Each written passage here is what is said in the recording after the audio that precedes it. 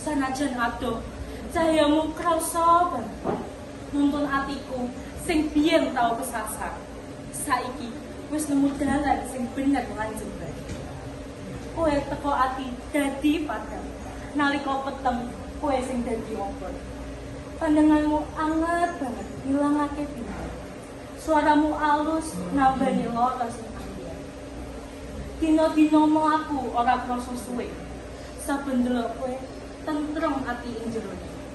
Muga-muga kabeh pangarep-arep dadi ngono.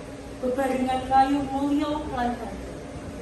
Aku janji bakal jaga katresnan iki.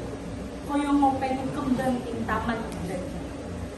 Ayo nyambung lakon iki nganti rampung supaya kita dadi kenangan sing ora